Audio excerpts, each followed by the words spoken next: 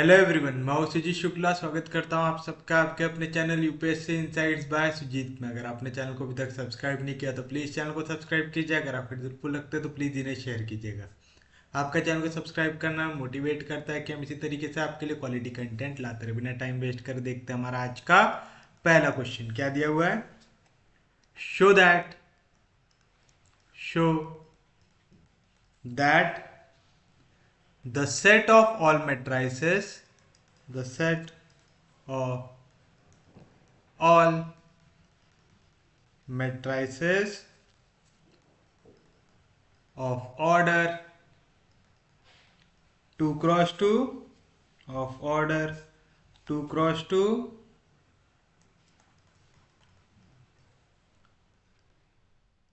of the form A B 0 C, where A B C are integers, is a subring of the ring M of all matrices of order 2 cross 2 with integral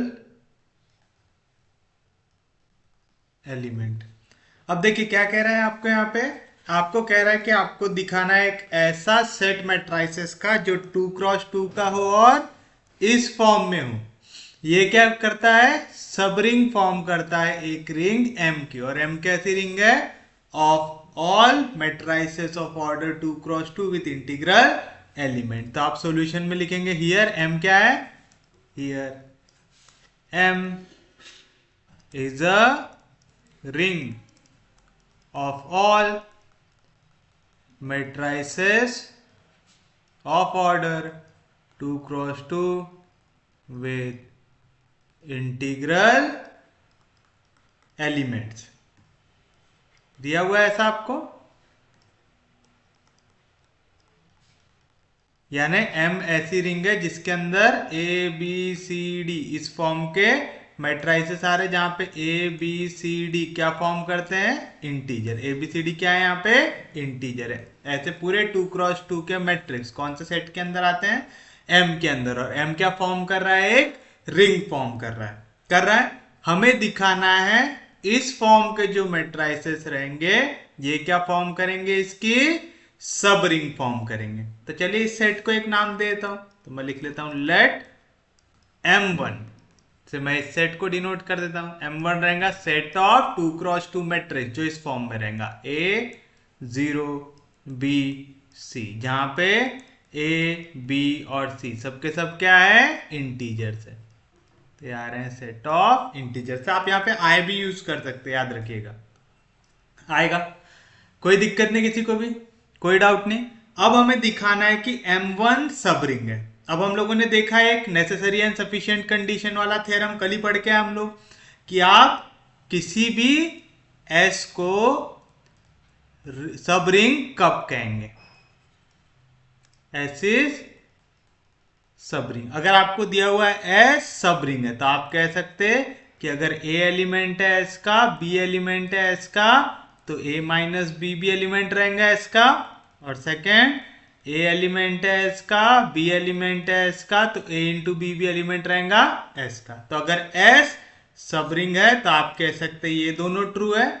और अगर आपको दिया हुआ है कि A element है S का, B element है S का, A माइनस बी एलिमेंट आ रहा है S का, A एलिमेंट है इसका, B एलिमेंट है इसका, A इंटू बी एलिमेंट आ रहा है इसका, तो आप कह सकते हैं कि S क्या फॉर्म करेगा, सब रिंग। ये जो हमने कल पढ़ा था नेसेसरी एंड सफिशिएंट कंडीशन वो है। तो हम क्या करेंगे, हम इस मैट्रिक्स M1 के अंदर के दो एलिमेंट लेंगे A और B। अब हम मैट्राइसेस को स्मॉल लेटर से डिनोट करते हैं, कैपिटल लेटर से, कैपिटल लेटर से। तो मैं ले लूंगा दो एलिमेंट। पहले मैंने ले लिया A जो इस फॉर्म में रहेगा A1 0 B1 C1 and B जो इस फॉर्म में रहेगा A2 0 B2 C2, ये दोनों के दोनों एलिमेंट ले लेता हूं मैं M1 के। वेयर अगर ये M1 के एलिमेंट है तो A1 A2 B1 B2 C1 C2 सबके सब क्या रहेंगे, इंटीजर्स रहेंगे। ये चीज समझ में आया ना सबको, क्योंकि यहाँ पे जितने भी एलिमेंट्स की एंट्री होंगी मैट्रिसेस के अंदर वो क्या फॉर्म करेगा, इंटीजर्स फॉर्म करेगा। यहां तक किसी को कोई दिक्कत नहीं। तो मुझे दो चीज प्रूव करना है, एक कि a माइनस बी भी M1 के अंदर आ जाए और a इंटू बी भी M1 के अंदर आ जाए। तो चलिए हम कंसीडर कर लेते हैं। किसे कंसीडर करेंगे, a माइनस बी को। a क्या है, A1 0 B1 C1 minus b क्या है, A2 0 B2 C2। चलिए इसको सॉल्व करो। करस्पॉन्डिंग एलिमेंट ऐड या सब्ट्रैक्ट होते तो A1 में से A2 गया तो आएगा A1 माइनस A2, 0 में से 0 गया तो आएगा 0, B1 में से B2 गया तो आएगा B1 माइनस B2, C1 में से C2 गया तो आएगा C1 माइनस C2। ये वाली वैल्यू आ रही है A माइनस B की। अच्छा एक चीज बताइए, A1 A2 B1 B2 C1 C2 ये सब के सब क्या थे, इंटीजर्स थे। तो जब आप इनको आपस में सब्ट्रैक्ट करेंगे, दो इंटीजर का सब्ट्रैक्शन भी आपको क्या मिलता है, एक इंटीजर मिलता है। तो मुझे जो A1 माइनस A2 मिलेगा, B1 माइनस B2 मिलेगा, C1 माइनस C2 मिलेगा, ये भी क्या मिलेंगे, इंटीजर्स मिलेंगे। तो इसी फॉर्म में आ रहा है, एक इंटीजर इंटीजर इंटीजर और जीरो। तो ऐसे जो एलिमेंट होते हैं ये किसके अंदर आ रहे हैं, हमारे M1 के अंदर आ रहे M1 के अंदर किस टाइप के वैल्यू आ रही, यहाँ पे भी इंटीजर, यहाँ पे भी इंटीजर, यहाँ पे भी इंटीजर, यहाँ पे जीरो। और सेम फॉर्म हमने बना लिया a माइनस बी का, तो a माइनस बी भी M1 के अंदर आ रहा है। तो मैंने इसमें से पहली प्रॉपर्टी प्रूव कर दिया। अब मल्टीप्लीकेशन को दिखाना है ऑल्सो। a इंटू बी की वैल्यू क्या आएंगी, a क्या है A1 0 B1 C1, b क्या है A2 0 B2 C2। मल्टीप्लाई कर लो, first row first column A1 into A2 A1 A2 0 into B2 0, first row second column A1 into 0 0 0 into C2 0। फिर उसके बाद सेकेंड रो फर्स्ट कॉलम तो आएगा A2 into B1 plus C1 into B2 आएगा, और second row second column 0 into B1 0 C1 into C2 C1 C2 आएगा। समझा कैसे किए, पहले हुआ फर्स्ट रो फर्स्ट कॉलम से मल्टीप्लाई तो हुआ A1 A2, first row second column से मल्टीप्लाई तो A1 into 0 0 0 into C1 0, second row first column तो आएगा A2 B1 C1 B2, और सेकेंड रो सेकेंड कॉलम तो 0 इंटू B1 0 और C1 इंटू C2 आएगा C1 C2 आएगा। आ गई वाली वैल्यू। तो as A1 A2 B1 B2 C1 C2 सबके सब क्या है, इंटीजर्स है। तो आप दो इंटीजर को चाहे मल्टीप्लाई करो, दो इंटीजर को मल्टीप्लाई करके बाकी दो इंटीजर के मल्टीप्लिकेशन में लिखो, चाहे दो इंटीजर को मल्टीप्लाई करो, वो भी क्या फॉर्म करेगा, इंटीजर फॉर्म करेगा। तो ये भी एक इंटीजर है, ये भी एक इंटीजर है, ये भी एक इंटीजर है, यहाँ पे आ रहा है 0। इस फॉर्म के 2x2 के मैट्रिक्स किसके अंदर आते हैं, M1 के अंदर। तो आप कह सकते हैं ए बी बिलोंग करेगा M1 के अंदर। देयरफॉर हमने दो चीजें प्रूव कर दिए, क्या कि अगर A एलिमेंट है M1 का, B एलिमेंट है M1 का, तो हमें मिला A माइनस बी भी एलिमेंट M1 का। और सेकेंड हमने प्रूव कर दिया अगर A एलिमेंट है M1 का, B एलिमेंट है M1 का, तो A इंटू बी भी एलिमेंट आ गया M1 का। तो जो नेसेसरी और सफिशिएंट कंडीशन हमने पढ़ा उस हिसाब से हम क्या कह सकते हैं, देयरफॉर M1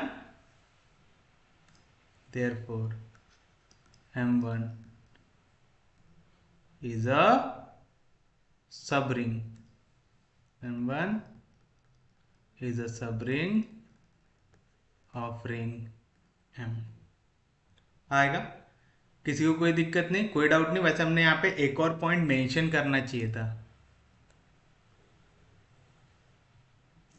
वो क्या है, हमने ये भी दिखाना चाहिए था कि ये क्या है, इसका सबसेट है और इसके अंदर 0 एलिमेंट आता है, यानी ये नॉन एम्प्टी है। क्योंकि हम लोगों ने पढ़ा था ना सब रिंग के लिए और एक चीज जरूरी रहता था, नॉन एम्प्टी सबसेट होना चाहिए एम का। एम क्या है, एम है set of all matrices of order 2 cross 2 है। तो आपने ये वाली लाइन लिखे ना, इसके बाद आप क्लियरली लिख दो यहाँ पे, clearly M1 is a subset of M। क्यों, क्योंकि M1 के अंदर पूरे 2 क्रॉस 2 के मैट्रिक्स आ रहे हैं जो A B C और 0 के फॉर्म में, और इस पे कौन से फॉर्म में आ रहे हैं, A B C D के फॉर्म में पकड़ लो M के अंदर। तो ये जो पूरे एलिमेंट है, अगर मैं D की वैल्यू 0 ले लूं तो ये पूरे मैट्रिसेस बन जाएंगे, यानी M1 के अंदर जितने भी एलिमेंट है आप किससे उधार ले रहे हैं, M के अंदर से। क्योंकि M के अंदर क्या आ रहे हैं, पूरे के पूरे मैट्रिसेस 2 क्रॉस 2 के जिसके अंदर इंटीजर आते हैं। M1 भी क्या है, 2 क्रॉस 2 का मैट्रिक्स है जिसके अंदर इंटीजर आ रहे हैं, बस ये जो एलिमेंट है वो क्या हो रहा है, 0 हो रहा है। तो क्लियरली M1 क्या है, ये सबसेट है 0 का। एंड ऑल्सो आप कह सकते 0 0 0 0 ये एलिमेंट आएगा M1 का एज 0 इज एन इंटीजर है। 0 क्या है, इंटीजर है, तो मैं A B C की वैल्यू 0 भी ले सकता हूं। तो 0 0 0 0 ये एलिमेंट आ रहा है M1 का, therefore M1 is non empty subset of M। ये आप मेंशन कीजिएगा, ठीक है, सामने वाले को मार्क काटने का मौका हमें नहीं देना है। समझ में आया क्या लॉजिक लेके चल रहे हैं हम लोग, क्योंकि हम लोगों ने जो थ्योरम पढ़ा था वहां पे दिया हुआ था अ नॉन एम्प्टी सबसेट S दिया हुआ था ऐसा, तो हमें पहले दिखाना पड़ेगा कि वो नॉन एम्प्टी सबसेट है। तो पहले तो सबसेट है, क्यों, क्योंकि M1 भी है set of 2 cross 2 matrix, M भी है सेट ऑफ 2 क्रॉस 2 मैट्रिक्स। ये M में कोई भी लिमिटेशन लगी नहीं है, तो इसके अंदर पूरे 2 क्रॉस 2 के मैट्रिक्स आएंगे जहां पे आप इंटीजर्स की एंट्री कर रहे हो। इसमें आपने एक कंडीशन लगाई है M1 में कि इसमें वही मैट्रिक्स आएंगे जिसपे यहां का एलिमेंट 0 और बाकी पूरे इंटीजर्स आएंगे, तो करके इसके अंदर कम एलिमेंट आएंगे M के मुकाबले। तो आप कह सकते हैं M1 is a subset of M। क्यों, क्योंकि बचे कुछ M1 में जितने मैट्रिक्स आ रहे हैं वो पक्के में M के अंदर तो आना ही है।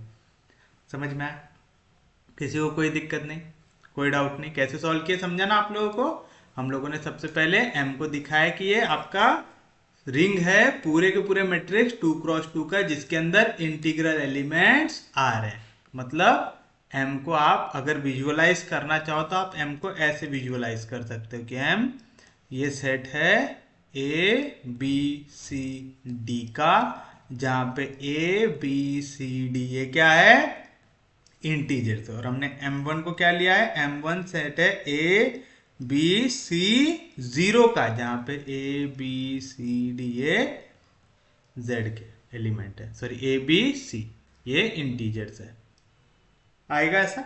अब आप देखिए, अगर मैं M में D को 0 पे फिक्स कर दूं, है ना, अगर मैंने M में D के जगह क्या रख दिया, 0 रख दिया, तो मुझे M1 मिल रहा है। यानी M1 क्या है, M1 के अंदर एलिमेंट आप उधार ले रहे हैं M से, बस D के जगह 0 रख के, तो आप कह सकते हैं M1 is a subset of M।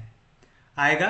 ये नॉन एम्प्टी क्यों है, क्योंकि A B C भी इंटीजर्स है, और इंटीजर एक 0 भी इंटीजर होता है, तो मैं A B C की एक वैल्यू 0 भी ले सकता हूं, तो 0 0 0 0 ये तो एलिमेंट पक्के में आएगा ही M1 के अंदर, तो M1 is non empty subset.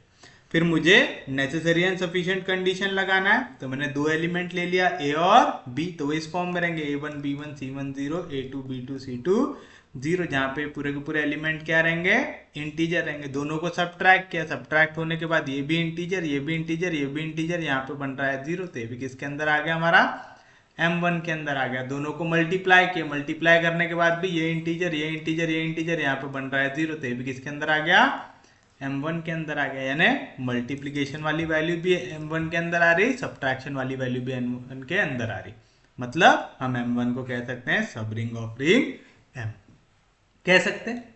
Easy है, समझा सबको। चलिए हम बढ़ते हैं हमारे नेक्स्ट क्वेश्चन की ओर। नेक्स्ट एग्जांपल है, let are be a ring of integers and let s be mx such that x is an integer, m being a fixed integer, show that s is a subring of R।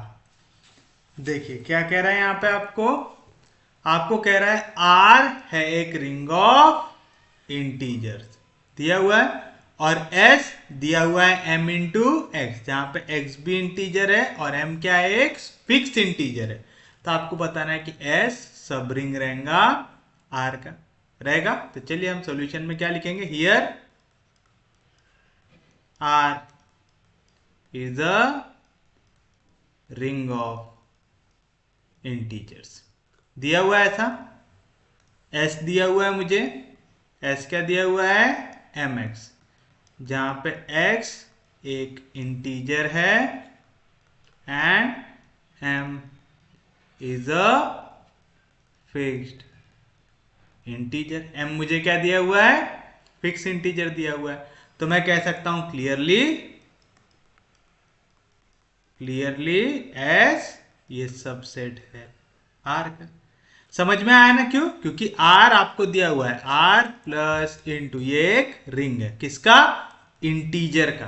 तो मैं बोल सकता हूं R जो है यहाँ पे वो कैसे इक्वल है, इंटीजर से इक्वल है। इंटीजर क्या होता है, 0 plus minus 1 plus minus 2 plus minus 3 plus minus 4 and so on होता है। अब मुझे दिया हुआ है S, ये m इंटू एक्स है, जहां पे m क्या रहेगा, एक फिक्स इंटीजर रहेगा। अब इसे विजुअलाइज करने के लिए मैं m की वैल्यू ले लेता हूं। चलो अगर मैंने m की वैल्यू 2 ले लिया तो क्या मिलेगा मेरे को, s मिलेगा 2 इंटू एक्स, जहां पे x क्या रहेगा, इंटीजर रहेगा। तो चलिए बताइए इस केस में s क्या बनेगा आपके पास, s बनेगा, पहले x इंटीजर है क्या ले सकता हूं, 0, तो 2 इंटू 0 0 आएगा। फिर उसके बाद क्या ले सकता हूं मैं, x की वैल्यू प्लस माइनस 1 ले सकता हूं। तो यहाँ पे 2 इंटू प्लस माइनस 1 क्या आएगा, प्लस माइनस 2। मैं x की वैल्यू प्लस माइनस 2 ले सकता हूं, तो 2 2 जार 4, तो आ जाएगा plus minus 4 and so on आएगा। तो जब भी आपको ऐसा एक फिक्स इंटीजर वाला क्वेश्चन दिया हुआ हो जहां पे m की वैल्यू कैसी है, फिक्स है, वो चेंज हो रही है क्या, नहीं हो रही, तो आप कह सकते हैं यहाँ पे आपका जो भी एलिमेंट मिलेगा, आप देखो यहाँ पे क्या मिला, 0 था, 0 था, plus minus 2 plus minus 2 plus minus 4 plus minus 4। तो ये जो एक कांस्टेंट वैल्यू से मल्टीप्लाई करने के बाद जो सेट बन रहा है, उसमें एलिमेंट मैं कहां से उधार ले रहा हूं, मेन सेट से उधार ले रहा हूं। तो मैं कह सकता हूं एस ये सबसेट है आर का। समझ में आया, पक्के में समझ में आया, किसी को कोई दिक्कत नहीं है यहां तक।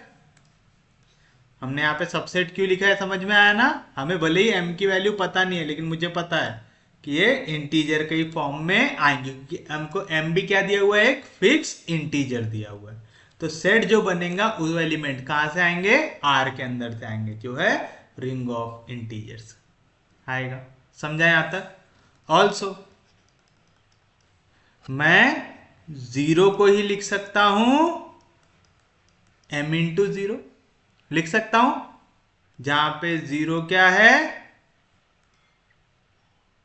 0 है एक इंटीजर, कह सकता हूं। तो मैं बोल सकता हूं देयरफॉर 0 जो है m इंटू 0 ये भी बिलोंग करेगा s में, क्योंकि ये m इंटू एक्स के फॉर्म में आ रहा है, जहां पे x क्या है, इंटीजर है। तो m इंटू एक्स ये आ रहा है मेरे s के अंदर, यानी 0 एलिमेंट तो आएगा ये पक्के में s के अंदर। 0 एलिमेंट आएगा मतलब S नॉन एम्प्टी रहेगा। तो आप कहेंगे therefore S is a non empty subset of R. कैसे निकाले समझा? इजी था। अब फिर से मुझे एस को क्या दिखाना है? मुझे दिखाना है कि एस ये सब रिंग आ जाए आर का। तो मैं नेसेसरी एंड सफिशिएंट कंडीशन लगाऊंगा। क्या रहती है नेसेसरी एंड सफिशिएंट कंडीशन?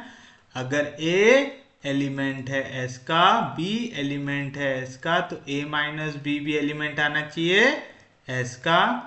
अगर ए एलिमेंट है एस का, बी एलिमेंट है एस का, तो ए इंटू बी भी एलिमेंट आना चाहिए एस का।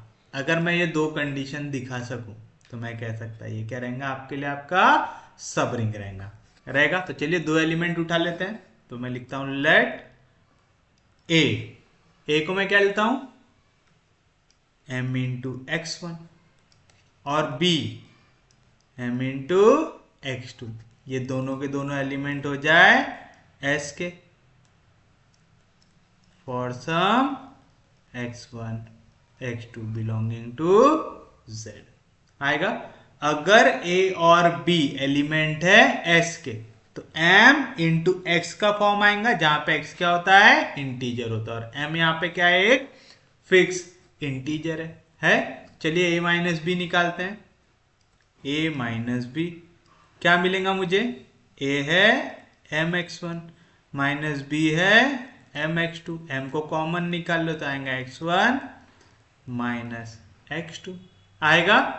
एस एक्स वन और एक्स टू दोनों के दोनों क्या है? इंटीजर है। तो इनका जो सब्ट्रैक्शन होगा वो भी क्या बनेगा? एक इंटीजर। दो इंटीजर का सब्ट्रैक्शन बनता है एक इंटीजर। तो देखो ये इस फॉर्म में आ गया m into integer. m into integer किसके अंदर चला जाएगा? s के अंदर। तो आप कह सकते हैं therefore a minus b belongs to s। और इसी के साथ हमारी पहली प्रॉपर्टी हो गई प्रूव। अब निकालना है इनका मल्टीप्लीकेशन ना। a इंटू बी निकालो। a क्या था हमारे पास? m into x one. b निकालो। b क्या है? m into x two. लिख सकता है ऐसा? अब देखो ये m into x one m into x two के फॉर्म में मैं इसे ऐसा लिख सकता है क्या? m x one m x two लिख सकता है ऐसा। एसोसिएटिव प्रॉपर्टी लगा रहा हूं। समझ में आया ना? क्योंकि m भी इंटीजर है आपका, x1 x2 भी इंटीजर है, और r ये रिंग ऑफ इंटीजर है। s मेरा सबसेट है r का, मतलब s के एलिमेंट r के अंदर भी आएंगे, और r के अंदर अगर एलिमेंट आ रहे तो उनमें एसोसिएटिव प्रॉपर्टी लग सकती है। मैं पहले किसी को भी सॉल्व कर सकता हूं एस x1 x2 दोनों के दोनों क्या है? इंटीजर है। एंड m क्या है? m is a fixed integer. भाई फिक्स हो चाहे कुछ भी हो है तो इंटीजर ही ना। तो अगर तीन इंटीजर मल्टीप्लाई होंगे तो आंसर क्या मिलेगा? एक इंटीजर ही मिलेगा। तो x1 m x2 ये भी क्या फॉर्म करेगा? एक इंटीजर ही फॉर्म करेगा। तो ये फिर से किस फॉर्म में आ गया? m into integer. m into integer किसके अंदर आ जाएगा? s के अंदर। तो आप कह सकते हो देयरफॉर a इंटू बी ये भी एलिमेंट आ जाएगा s का। हेंस हमने यहाँ पे दो चीजें प्रूव की। क्या? कि अगर a एलिमेंट है s का, b एलिमेंट है s का, तो a माइनस b भी एलिमेंट आ रहा है s का। सेकेंड, a एलिमेंट है s का, b एलिमेंट है s का, तो a इंटू बी भी एलिमेंट आ रहा है s का। तो by necessary and sufficient condition हमने पहले ही बताया था, ये एक नॉन एम्प्टी सबसेट है R का, एक non empty subset of ring R जो ये दोनों की दोनों प्रॉपर्टी को सेटिस्फाई करता है। तो वो क्या फॉर्म करेगा? एक सब रिंग फॉर्म करेगा। तो आप लिखेंगे देयरफॉर S इज अ सब ring of ring R। Easy है? समझा सबको? किसी को कुछ हार्ड तो नहीं लग रहा ना? पूरे देखो पूरे कंसेप्ट यहाँ पे बेसिक ही है। आपको सेम लॉजिक बस बार बार लगाते आना चाहिए। फील्ड भी बोलते, फील्ड भी आपको इसी मेथड से सॉल्व करना है। हमने जो नेसेसरी सफिशिएंट कंडीशन बोले हैं वही लगा के।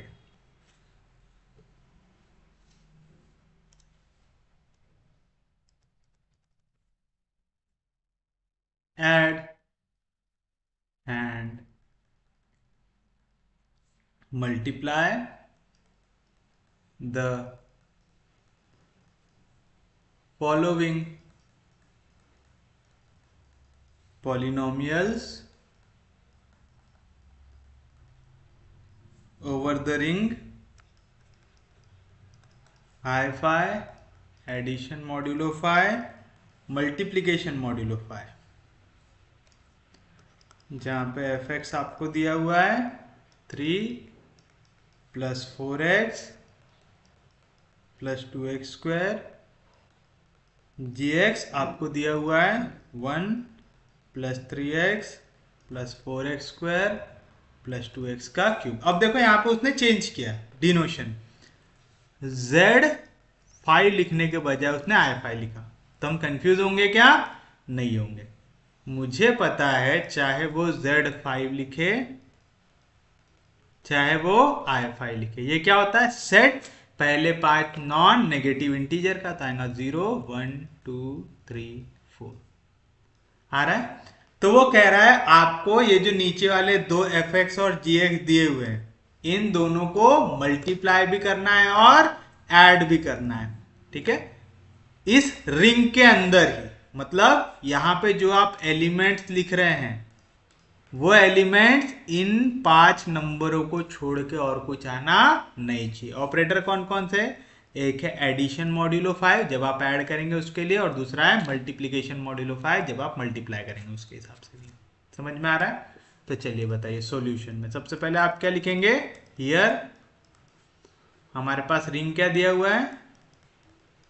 The ring is I five, addition modulo 5, multiplication modulo 5, f of x है 3 plus 4x plus 2x square, g of x है 1 plus 3x plus 4x square plus 2x cube. Therefore पहला निकालेंगे f of x plus g of x, क्या आएगा बताइए? F of x क्या है? 3 plus 4x plus 2x square plus g of x क्या है? 1 plus 3x plus 4x square plus 2x cube. Corresponding element add होगा, कांस्टेंट ऐड होगा constant पे। 3 plus 1 4 plus 4x plus 3x कितना आ गया?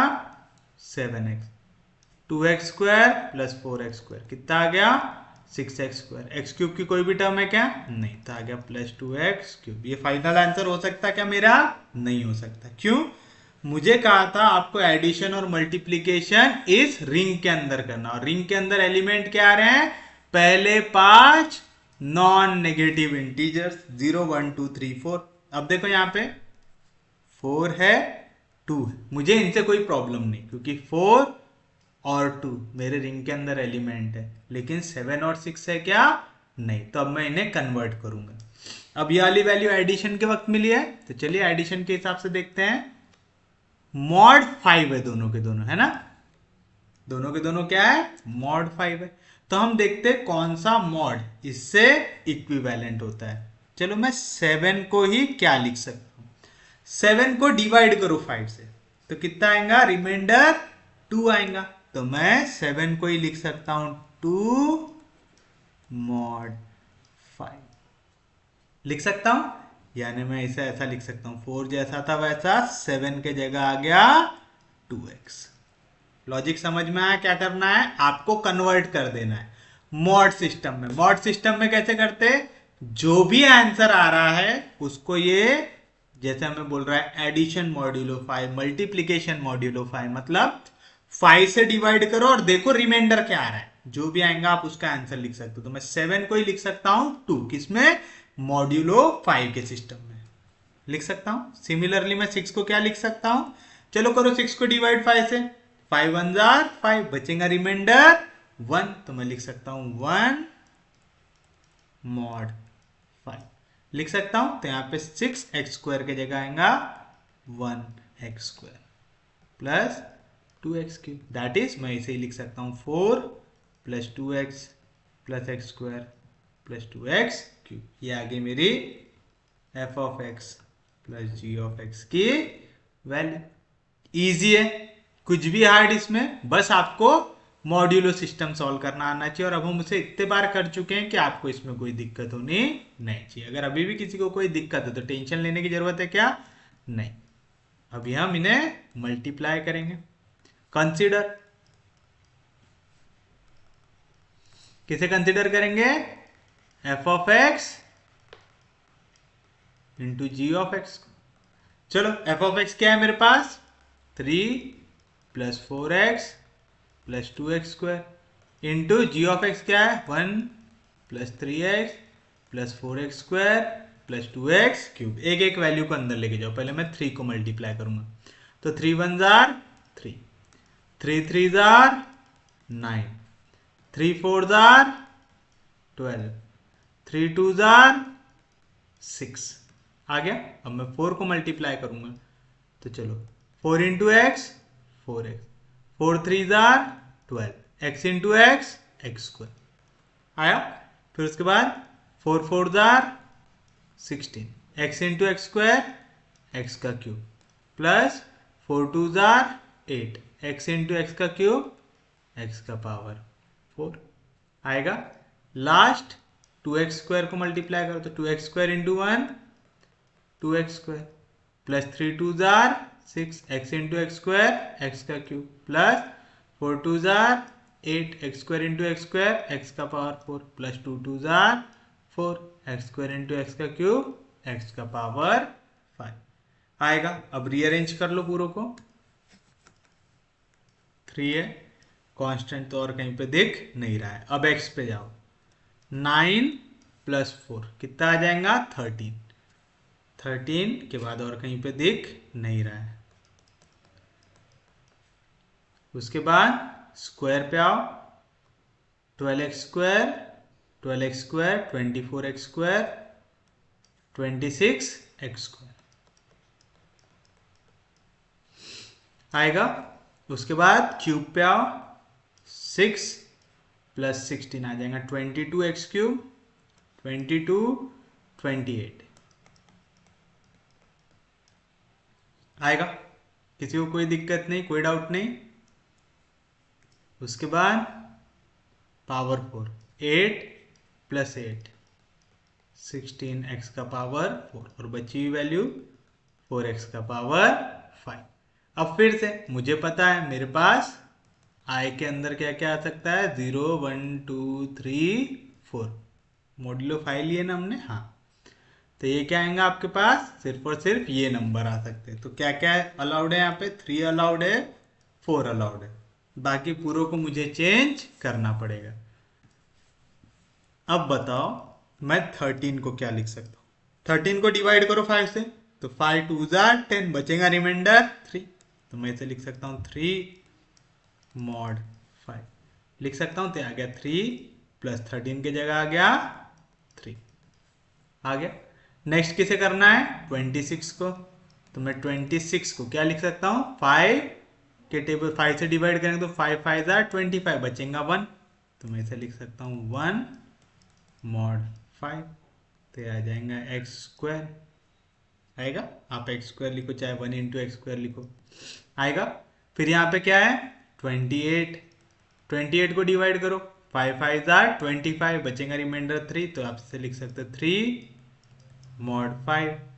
तो आ जाएगा 3 × x³ प्लस 16, 16 को आप क्या लिख सकते हो? 5 × 3 = 15, बचेगा 1। तो आएगा 1 mod 5। तो आएगा 1 × x⁴ प्लस 4x⁴ आएगा। तो मेरे पास f of x × g of x भी बन गया। f of x × g of x क्या आया? 3 + 3x + x² plus 3x³ plus x⁴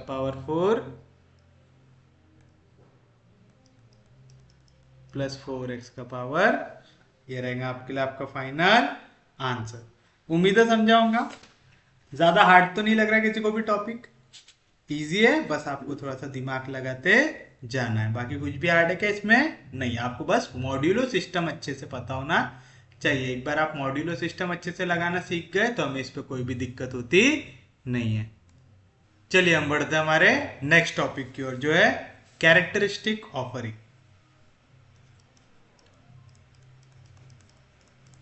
characteristic of a ring. Let R be a ring with 0 element and suppose there exists a positive integer. Suppose that there exists a positive integer n such that n a को मैं लिख सकता हूं a प्लस a n times, और इसकी value आ जाए 0 for every a belonging to R, then the smallest such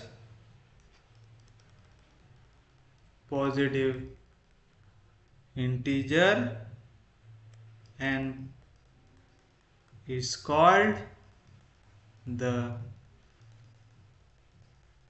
characteristic of a ring. पहले पूरा थ्योरी लिख लो, फिर एक बार मैं एक्सप्लेन करता हूं इसे. If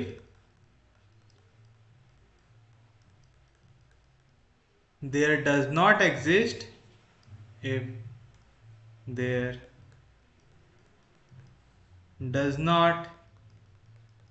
exist such positive integer n such that na equals to 0 for every a belongs to R, then the ring R is said to be a characteristic 0. देखिए अब क्या कह रहा है यहां पे, आपको कह रहा है एक रिंग है. अगर ये रिंग है तो इसके अंदर 0 एलिमेंट तो प्रेजेंट होगा ही, क्योंकि 0 हमारे लिए क्या रहता है, एडिटिव आइडेंटिटी होता है. कह रहा है कि इसके अंदर आपका एक ऐसा पॉजिटिव इंटीजर n एग्जिस्ट कर जाए जिसके लिए n टाइम्स a की वैल्यू 0 आए, जहां पे a क्या है, एलिमेंट ऑफ R. यानी R के अंदर के जितने एलिमेंट है सबके लिए आपको एक ऐसा वैल्यू पता चल जाए, एक ऐसा पॉजिटिव इंटीजर पता चल जाए जिसके लिए n टाइम्स a, यानी आप a को उतने बार ऐड करेंगे तो क्या फॉर्म हो जाए, 0 फॉर्म हो जाए. तो आप क्या कहेंगे उसे, आप कहेंगे उसे, उस n को आप कहेंगे कैरेक्टरिस्टिक ऑफ अ रिंग. अब मैं इसे आपको एग्जांपल से समझाता हूं तो ज्यादा अच्छे से समझ में आएगा. सपोज हमें दिया हुआ है Z6 या I6 दिया हुआ है, सपोज कर लो 0 1 2 3 4 5. तो ये जो हमारी रिंग रहेंगी कौन सी, Z6 addition modulo 6 multiplication modulo 6. इसका कैरेक्टरिस्टिक कितना आएगा हमें ये निकालना है. अब देखो इसके अंदर आइडेंटिटी एलिमेंट है मेरे पास, है ना, एडिटिव आइडेंटिटी क्या है, 0 है. अब देखो यहां पे नेक्स्ट एलिमेंट क्या है, 1 है. अगर मैं 1 को लिखूं एडिशन मॉड्यूलो 6 ऑफ 1, 1 प्लस 1 कितना हो जाएगा, 2, 2 डिवाइड बाय 6, आंसर क्या आ जाएगा 2. मेरे को क्या आंसर चाहिए, 0 चाहिए. तो चलो 1 को फिर मैं 3 बार ऐड कर लेता हूं, तो कितना आएगा, 3 डिवाइड बाय 6, रिमाइंडर आ जाएगा 3. 4 बार ऐड कर लेता हूं,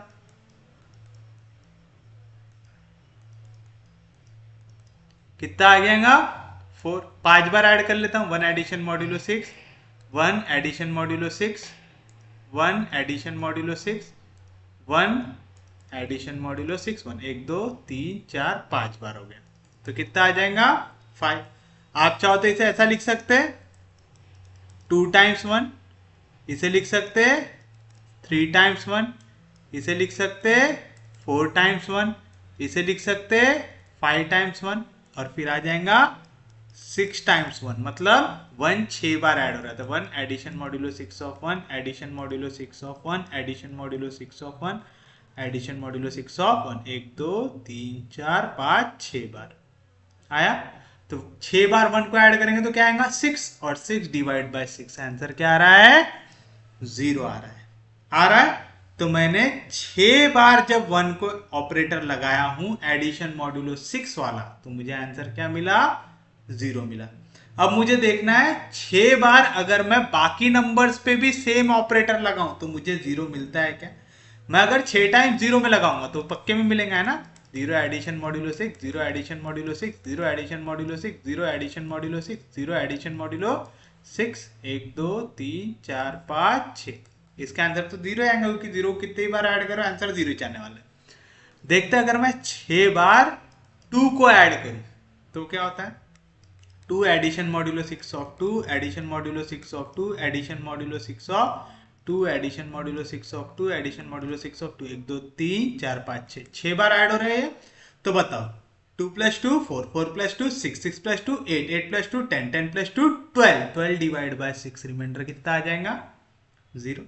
तो देखो 6 टाइम्स 1 के लिए भी 0 आया, 6 टाइम्स 2 के लिए भी 0 आ रहा है। फिर मैं 6 टाइम्स चेक करूंगा 3 के लिए, मतलब मैं 3 पे एडिशन मॉड्यूलो 6 लगा रहा हूं। तो मैं 3 को कितने बार ऐड करने वाला हूं 6 बार कर रहा हूं। तो यहां पे देखो 3 + 3 6, 6 + 6 12, 12 + 6 18, 18 डिवाइड बाय 6 रिमाइंडर कितना आ रहा है 0। तो आ रहा है बरोबर n इंटू ए की वैल्यू आ रही है 0। आप ए कितने भी यहां से उठा लो, यानी आपके सेट के अंदर जितने एलिमेंट है आपको सबके लिए चेक करना और सबके लिए एक ऐसा नंबर ढूंढना है जो इसे सेटिस्फाई करे। आपको अगर याद हो ऑर्डर ऑफ एन एलिमेंट जब हम निकालते थे हम हर एक स्पेसिफिक एलिमेंट के लिए निकालते थे, लेकिन जब आप कैरेक्टरिस्टिक निकाल रहे हैं एक रिंग का तो आपको क्या करना है हर एक जो एलिमेंट है रिंग का उसने इसे सेटिस्फाई करना चाहिए। जैसे मैं 6 टाइम्स 4 को करूं तो 4 ऐड होगा 4 में हो रहा है। तो देखो 4 + 4 8, 8 + 8 16, 16 + 8 24, 6 से डिवाइड करो 24 को, रिमाइंडर आ रहा है 0 आ रहा है। सेम चीज 5 के लिए करो, 5 addition modulo 6 of 5, addition modulo 6 of 5, addition modulo 6 of 5, addition modulo 6 of 5, addition modulo 6 of 5, 5 + 5 10, 10 + 10 20, 20 + 10 30, 30 को डिवाइड करो 6 से, 6 5 are 30, रिमाइंडर आ रहा है 0।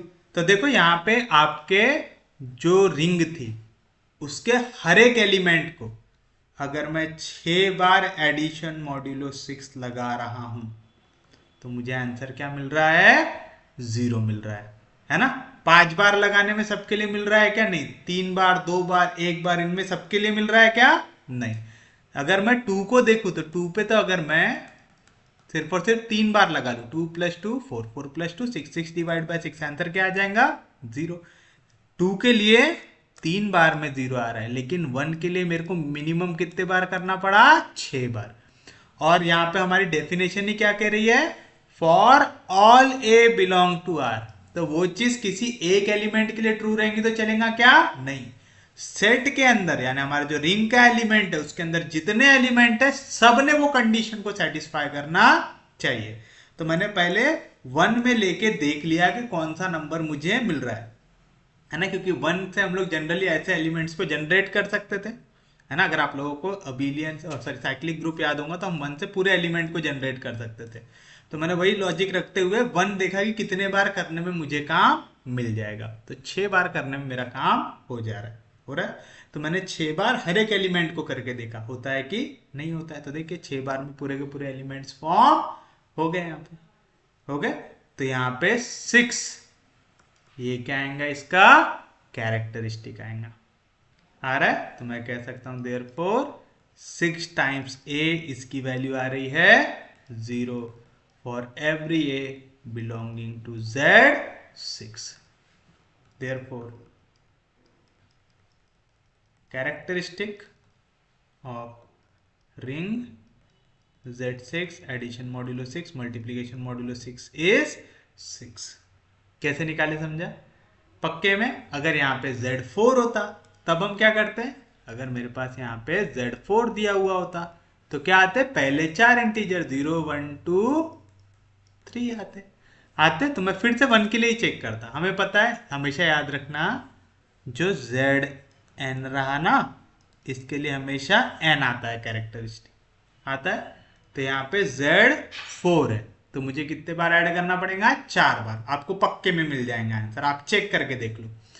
जैसे अगर मैं 1 में एडिशन मॉड्यूलो 1 लगाया, 2 बार 1 ऐड हुआ तो कितना आएगा रिमाइंडर 2, 3 बार किया तो 3, 4 बार अगर 1 ऐड हुआ तो 4 डिवाइड बाय 4 रिमाइंडर आ जाएगा 0।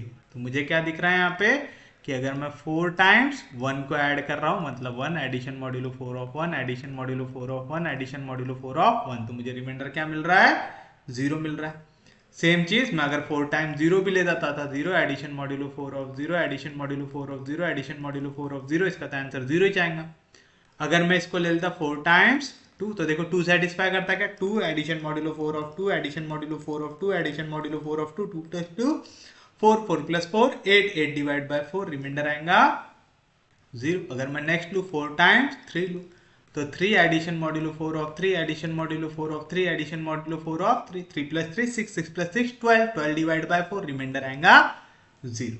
आ रहा है? तो मैं कह सकता हूं इस केस में कि 4 टाइम्स a की वैल्यू आ रही है 0 for every a belonging to Z4। तो इसका कैरेक्टरिस्टिक कितना आ जाएगा 4। तो आप therefore the characteristic of ring Z4 addition modulo 4 multiplication modulo 4 is 4।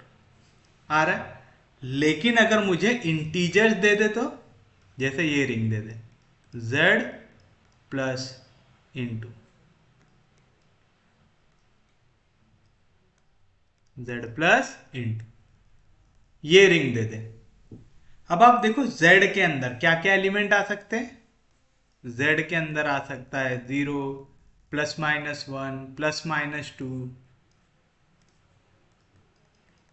Plus minus 3 and so on आ सकता है। अब आप एक चीज बताओ, मैं 1 को कितने बार ऐड करूं कि मुझे 0 मिल जाएंगे? मिल ही नहीं सकता। मैं 1 को कितने भी बार ऐड करूं मुझे 0 मिल सकता है क्या? नहीं। मैं -1 को कितने भी बार आपस में ऐड करूं मुझे 0 मिल सकता है क्या? नहीं मिल सकता। यानी यहां पे आपको कोई भी आप n ऐसा एक पॉजिटिव इंटीजर निकाल पा रहे हैं क्या? नहीं निकाल पा रहे। तो इस टाइप के इसका कैरेक्टरिस्टिक क्या आएगा? कैरेक्टरिस्टिक आ जाएगा इसका 0। क्यों? क्योंकि मैं 1 को कितने भी बार ऐड कर लूं, मुझे for every a belonging to Z check करना पड़ेगा कि NA इक्वल टू 0 का फॉर्म मिल रहा है क्या। n टाइम्स a की मैंने पहली वैल्यू लिया 1 को मैं कितने बार भी ऐड करूं उसका आंसर कभी भी 0 नहीं हो सकता। मतलब आप ऐसा कोई नंबर n निकाल ही नहीं पा रहे जिसके लिए NA की वैल्यू 0 आए। जब भी आपको कह रहा है कि आप ऐसी वैल्यू ना निकाल पाए, देखिए हमने यहां पे लिखा है if there does not exist such positive integer n such that NA, यहाँ पे NA लिखो, NA equal to 0 for every a belonging to n, then आप R को कहेंगे कि उसका कैरेक्टरिस्टिक कितना होगा 0। क्या रहेगा? तो इस टाइप का हो गया, जैसे Z प्लस इंटू हो गया, Q प्लस इंटू हो गया। ऐसा कोई भी रैशनल नंबर आप नहीं ले सकते जिसको आप कितने भी टाइम्स ऐड करें तो 0 बना ले। तो ये भी क्या हो जाएगा, इसका भी कैरेक्टरिस्टिक हो जाएगा 0। समझ में आ रहा है पक्के में? कैरेक्टरिस्टिक 0 कब होता है? जब आप एलिमेंट को, जैसे मॉड्यूलो सिस्टम में क्या होता है, मॉड्यूलो सिस्टम में वैल्यू वापस से रिपीट होती है ना। तो हम इनमें मॉड्यूलो सिस्टम ऑपरेटर लगा के वापस से इन्हें प्रूव कर सकते हैं कि कितने बार तो भी ऐड करने के बाद ये आएंगे 0 पे। क्यों? क्योंकि यहाँ पे हम एडिशन कौन सा लगा रहे हैं, एडिशन मॉड्यूलो 4 वाला लगा रहे हैं। समझ में आ रहा है? तो सादे एडिशन में आप किसी भी इंटीजर को कितने भी बार ऐड करो वो 0 बना सकता है क्या? नहीं बना सकता। तो इस टाइप की जो रिंग रहेंगी वो कैसे रहेंगी? कैरेक्टरिस्टिक 0 वाली रहेंगी। याद रहेगा पक्के में? अब इस पे ना एक इंपॉर्टेंट थ्योरम पूछा जाता है, हम वो भी देख लेते हैं।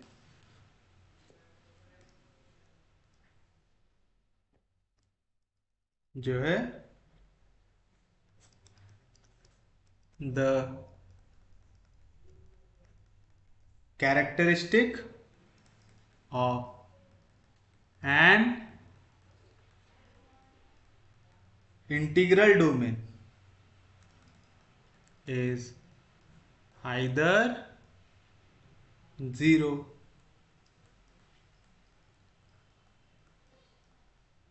और a prime number। क्या कह रहा है आपको? आपको कह रहा है कि आपको प्रूव करना है कि कैरेक्टरिस्टिक एक इंटीग्रल डोमेन का, ठीक है, इंटीग्रल डोमेन कह रहा है। इंटीग्रल डोमेन मतलब याद है आप लोगों को क्या कह रहा था?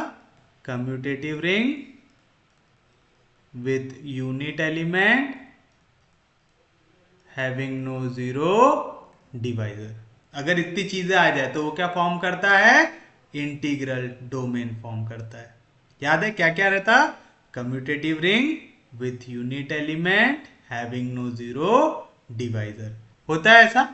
चलिए उसके बाद अब हम लोग क्या करेंगे? हमें प्रूव करना है कि कैरेक्टरिस्टिक इस इंटीग्रल डोमेन का या तो जीरो होगा या तो प्राइम नंबर होगा। हमने अभी पढ़ के आया कैरेक्टरिस्टिक की वैल्यू जीरो हो सकती है अगर आप प्रूव ना कर पाए कि एन ए की वैल्यू जीरो आती है for every a belonging to r, है ना। और इसकी वैल्यू होती है एन, एन जहां पे क्या है? Least positive integer. कब? जब एन ए की वैल्यू जीरो आ जाए for every a belonging to r. तो यहां पे दो चीज हो सकती है। एन क्या हो सकता है? पॉजिटिव इंटीजर हो सकता है, या तो आपका जो ऑर्डर है उसको हम क्या ले सकते हैं? जीरो ले सकते हैं। ले सकते हैं, किसी को कोई दिक्कत नहीं, कोई डाउट नहीं। तो हम लोग लिखेंगे सॉल्यूशन में लेट आर बी अ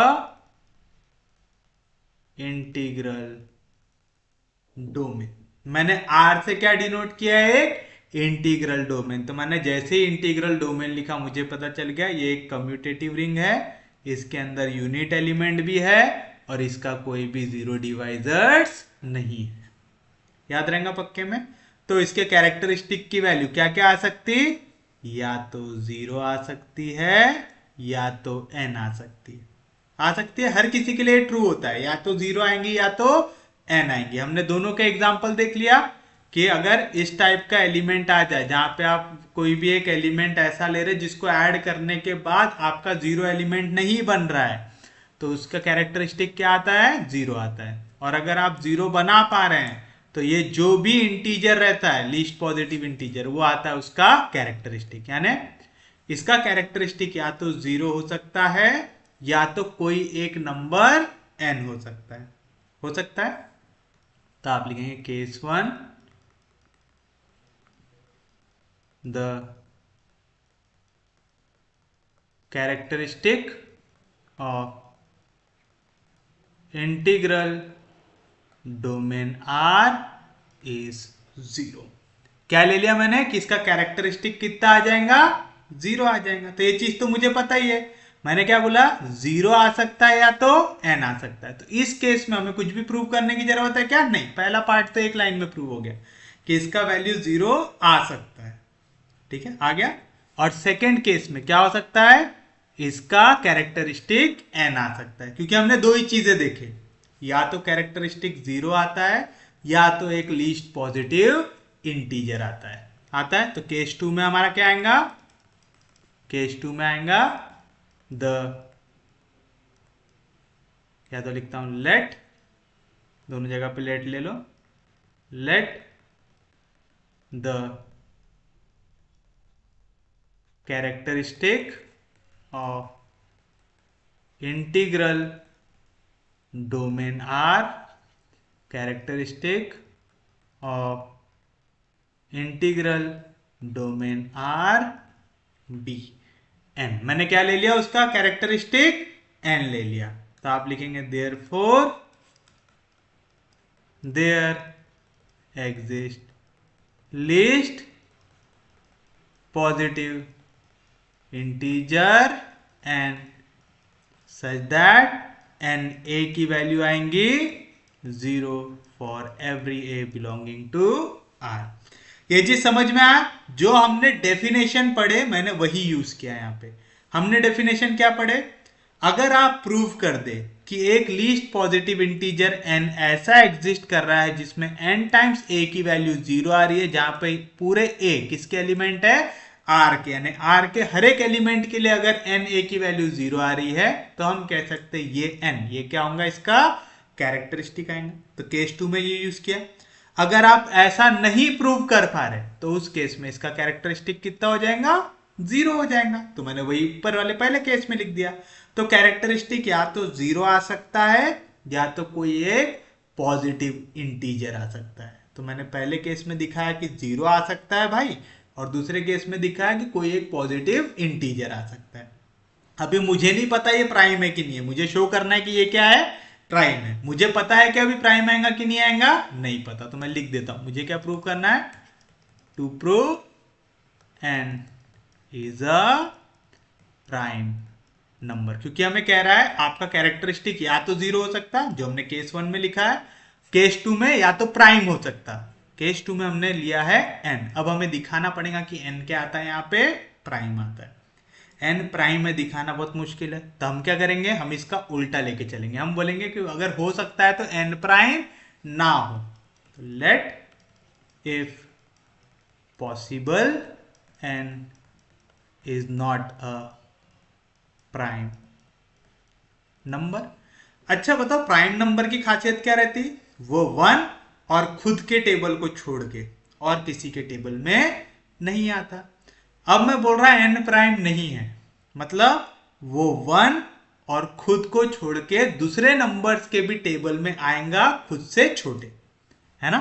तो मैं कह सकता देयरफॉर मैं n को लिख सकता हूं, कौन से दो नंबर ले लू? RS ले लू, R इंटू S के फॉर्म में, वेयर 1 से बड़ा रहेगा RS लेकिन n से छोटा रहेगा।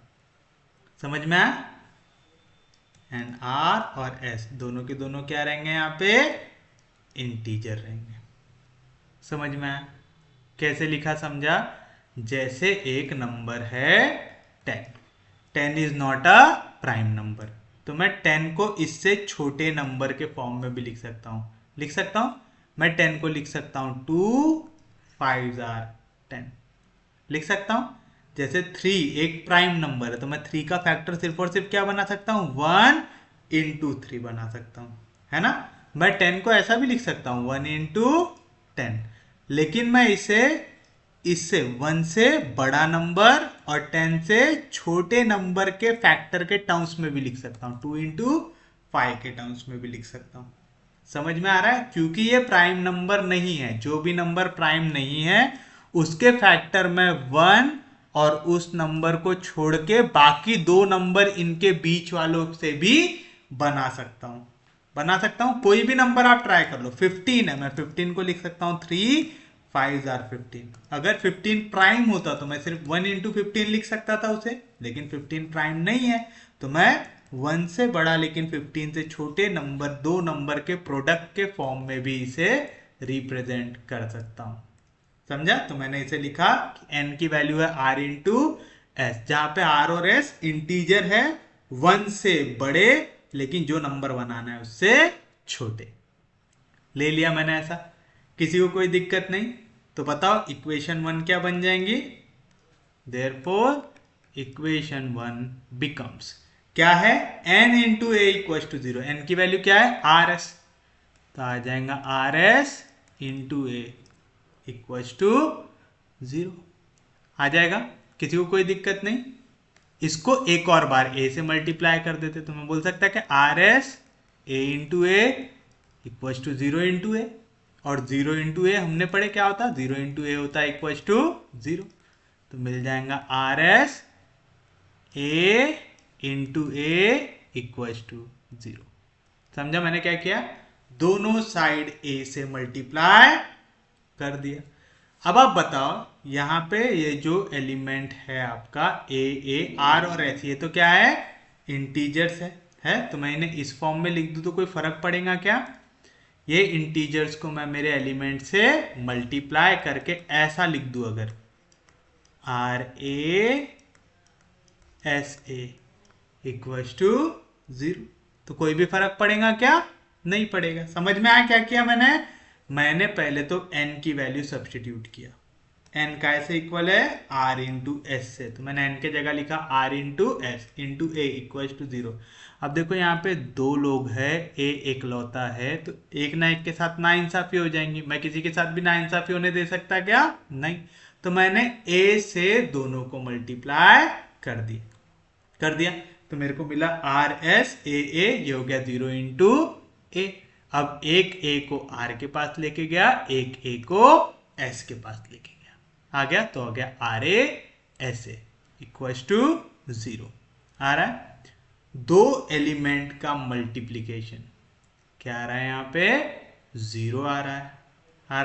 और आपको पता है अगर दो एलिमेंट का मल्टीप्लीकेशन आ रहा है 0, तो या तो पहला एलिमेंट 0 आएगा या तो दूसरा एलिमेंट 0 आएगा। समझ में आया पक्के में? क्यों? सिंस ये क्या फॉर्म कर रहा है? आर इंटीग्रल डोमेन फॉर्म कर रहा है, और इंटीग्रल डोमेन का 0 डिवाइजर नहीं होता, since r is a integral domain, therefore it has no 0 divisors. मतलब अगर दो वैल्यू का मल्टीप्लीकेशन 0 आ रहा है तो या तो पहली वैल्यू 0 होंगी या तो दूसरी वैल्यू 0 होंगी, क्योंकि आर इंटीग्रल डोमेन है, उसका अगर दो वैल्यू का मल्टीप्लीकेशन आ रहा है तो दोनों में से कोई एक वैल्यू तो पक्के में 0 होनी चाहिए। इफ आर ए की वैल्यू 0 आ जाए, अब देखो ये वाली वैल्यू किसके लिए ट्रू है? For all a belongs to r, for all a belongs to r. क्यों? हमने देखो ये वाली इक्वेशन में प्रूव किया था ना, for all a belongs to are.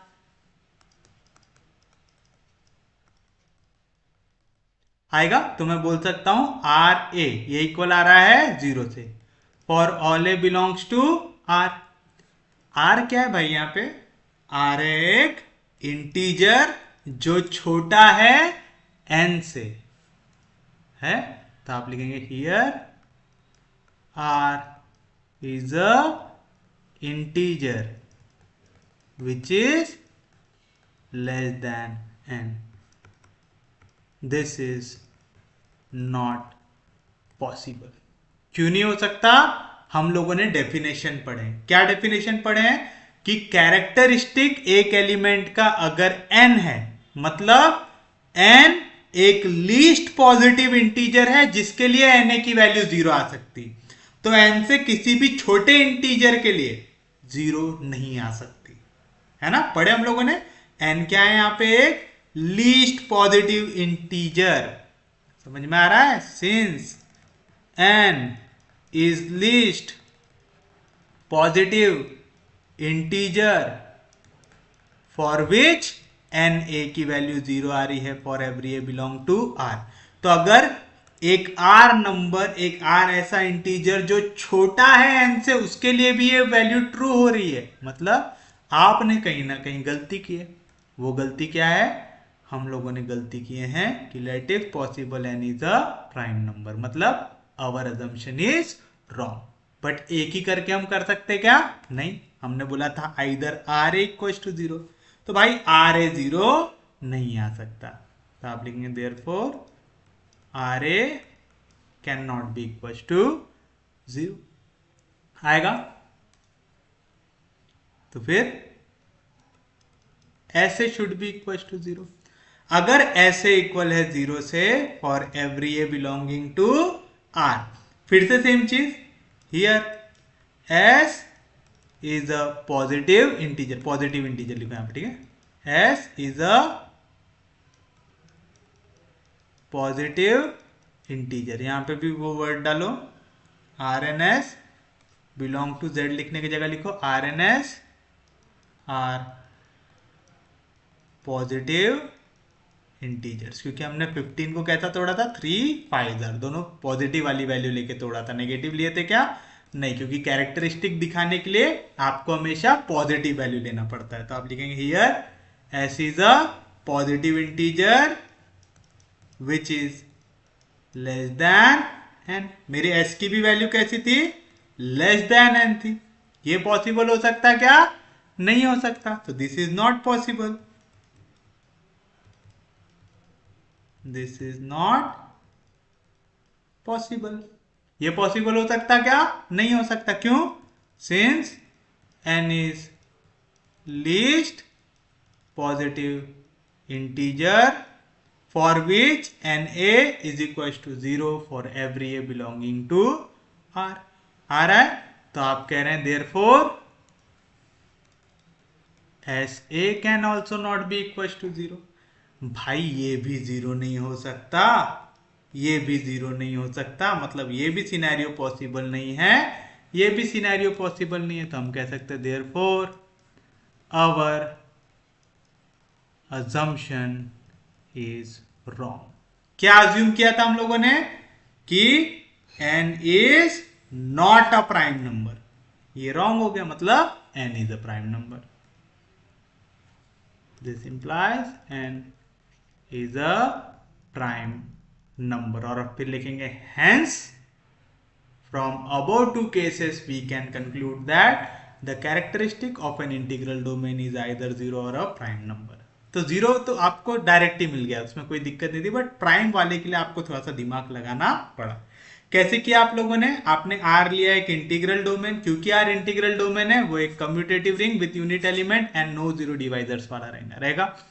R integral domain है, मुझे पता है कोई भी रिंग का कैरेक्टरिस्टिक या तो 0 आएगा या तो एक फाइनाइट पॉजिटिव इंटीजर आएगा n is a least positive integer आता है, तो या तो 0 आएगा या तो एक लीस्ट पॉजिटिव इंटीजर आएगा। अब मैं ले रहा हूं कि पहले केस में 0 आ जाए, तो मैंने लिखा कि characteristic of integral domain of R be 0। तो मैंने पहला केस तो ऐसे ही प्रूव कर दिया, 0 के लिए कुछ भी प्रूव करने की जरूरत है क्या, नहीं, क्योंकि हमें पता है या तो 0 आएगा या तो n आएगा। तो हमने बोला 0 हो सकता, तो 0 लिख दिए। केस 2 में क्या हो सकता है, इसकी वैल्यू n हो सकती। अगर कैरेक्टरिस्टिक इंटीग्रल डोमेन का n रहेगा, तो यहाँ पे n क्या रिप्रेजेंट करेगा, n रिप्रेजेंट करेगा एक लीस्ट पॉजिटिव इंटीजर जिसके लिए n टाइम्स a की वैल्यू आएंगी 0, जहां पे a हर एक एलिमेंट को डिनोट करता है R के, यानी रिंग R के, इंटीग्रल डोमेन R के हर एक एलिमेंट को आपने a से डिनोट किया। हमें दिखाना है कि ये या तो 0 आता है या तो प्राइम नंबर आता है। हमने बोला 0 आएगा या तो n आएगा, मतलब क्या दिखाना है, n को प्राइम नंबर दिखाना। तो to prove n is a prime number, हम इसका उल्टा ले लेंगे, n is not a prime number. अगर कोई भी प्राइम नंबर नहीं है ना, एक पॉजिटिव नंबर जो प्राइम नहीं है, मतलब वो फिर किसी ना किसी नंबर के टेबल में आएगा। तो मैंने n को लिखा r इंटू एस, सेम तरीके से जैसे हमने 10 को लिखा था 2 5 r 10 लिखा था ऐसा। तो यहाँ पे हमने क्या किया, 1 से बड़ा लेकिन 10 से छोटा दो नंबर ढूंढा और दोनों का मल्टीप्लीकेशन से 10 को डिनोट कर दिया। तो मैंने n को दो नंबर के मल्टीप्लीकेशन से डिनोट किया, r और s, जहां पे r और s भी क्या है, पॉजिटिव इंटीजर जो 1 से तो बड़े हैं लेकिन n से छोटे। तोड़ दिए। ऐसा क्यों तोड़ पा रहे, क्योंकि हमने लिया कि n प्राइम नंबर नहीं है। अगर प्राइम नंबर नहीं है तो दूसरे नंबर के टेबल में आएगा। हमने क्या दिया था, n a की वैल्यू आएंगे 0 for every a belonging to R. n के जगह हमने लिख दिया आर एस, तो आर एस इंटू ए की वैल्यू आ जाएंगी 0 for every a belonging to R. दो वैल्यू ए के ना इंसाफी हो रही है तो दोनों साइड को ए से मल्टीप्लाई कर दिए 0 इंटू ए क्या होगा 0। एक ए को आर के पास लेके जाओ, एक ए को एस के पास, तो आ गया आर ए एस ए की वैल्यू आ गई 0। दो वैल्यू का मल्टीप्लीकेशन आ रहा है 0, तो या तो पहला वैल्यू 0 आएगा या तो दूसरा वैल्यू 0 आएगा। क्यों, क्योंकि आर इंटीग्रल डोमेन है, उसका कोई 0 डिवाइजर नहीं है। अगर दोनों वैल्यू नॉन जीरो आ जाए, दोनों अगर नॉन जीरो आ जाए तो इसका क्या आ जाएगा, 0 डिवाइजर आ जाएगा। दो वैल्यू का मल्टीप्लीकेशन अगर 0 आ रहा है और दोनों वैल्यू नॉन जीरो आ जाए, देखिए यहाँ पे आर ए भी नॉन जीरो आ गया और ऐसे भी नॉन जीरो आ गया। अगर दोनों एक साथ नॉन जीरो आ जाए तो ये क्या बना देगा, जीरो डिवाइजर बना देगा। और क्योंकि ये इंटीग्रल डोमेन है, इसका जीरो डिवाइजर नहीं आ सकता। तो हमने लिया कि अगर दो वैल्यू का मल्टीप्लीकेशन जीरो है तो या तो आर ए जीरो होगा। अगर आर ए जीरो है for every a belonging to are, are क्या है यहाँ पे, एक पॉजिटिव इंटीजर है जो एन से छोटा है। भाई कंडीशन ही उल्टी हो गई।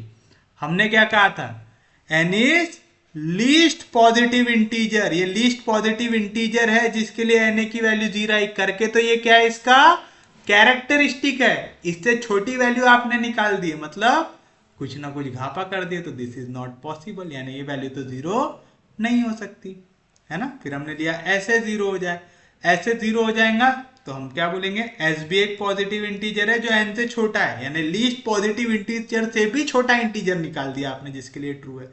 ये भी पॉसिबल है क्या, नहीं पॉसिबल है। अब ये दोनों कंडीशन के हिसाब से आर ए भी जीरो नहीं आ रहा है और ऐसे भी जीरो नहीं आ रहा है। दो नॉन जीरो एलिमेंट का मल्टीप्लीकेशन जीरो आ गया तो वो क्या बन जाता है, जीरो डिवाइजर बन सकता है। और हमने बोला यहाँ पे जीरो डिवाइजर नहीं बन सकता क्योंकि आर क्या है, इंटीग्रल डोमेन। मतलब हमने कुछ ना कुछ गलती की है, मतलब हम अवर अजम्पशन इज रॉन्ग। हमने क्या अज्यूम किया था, n is not a prime number, तो एन बन गया प्राइम नंबर। तो आपने प्रूव कर दिया कैरेक्टरिस्टिक या तो जीरो आएगा या तो एक प्राइम नंबर आएगा। तो बस यही आपको थ्योरेटिकली लिख देना है। Hence from about two cases we conclude that the characteristic of an integral domain is either zero और अ प्राइम नंबर। और इसी के साथ हमारा आज का लेक्चर होता है समाप्त। उम्मीद है आपको आज का लेक्चर समझ में आया होगा। अगर आपको लेक्चर समझ में आ रहे, यूजफुल लग रहे तो प्लीज चैनल को सब्सक्राइब कीजिए, वीडियो को शेयर कर दीजिए। सबसे इंपॉर्टेंट चीज, पढ़ते रहिए, रिवाइज करते रहिए। हम लोग मिलेंगे कल, तब तक के लिए take care, have a nice day.